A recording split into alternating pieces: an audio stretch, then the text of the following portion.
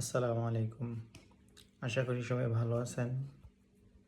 তো আজকে একটা কথা শেয়ার করি আপনাদের সাথে। কথাটা হয়েছে কি,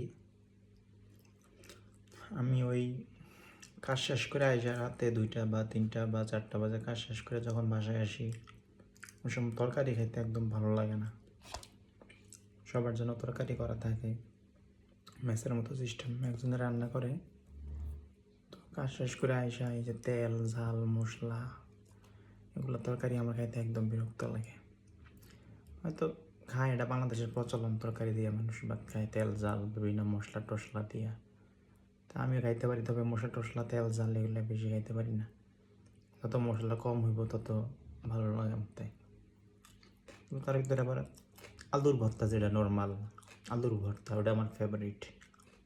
বুঝছেন, আলুর ভর্তা ডাল এটা খাইতে খুব ভালো লাগে। তো আজকে আমি প্রায় সময় রাতে এসে দুধ দিয়া খাই, দুধ দিয়া ভাত দিয়ে খাই। অনেক সময় শুধু ফল খেয়ে থাকি। অনেক সময় এসা এই মনে করেন যে দুধ দিয়া আম দিয়া ভাত দিয়ে এমনি খাই, ভালো লাগে।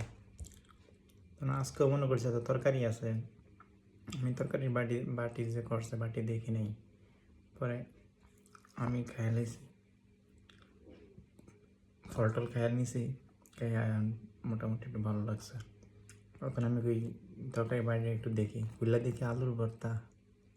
আমি কী রে, আরে এতকাল আমি খাইয়ে ফ্যাট ফুলাইলাম, অথচ আলুর ভর্তা ফেভারিট, এটা আর খাইতে পারলাম না বাদ দিয়া।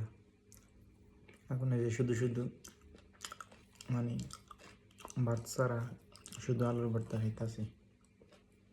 আমার খুব ভালো লাগে আলুর ভর্তাটা খেতে, ভর্তা খেতে ভালো লাগে।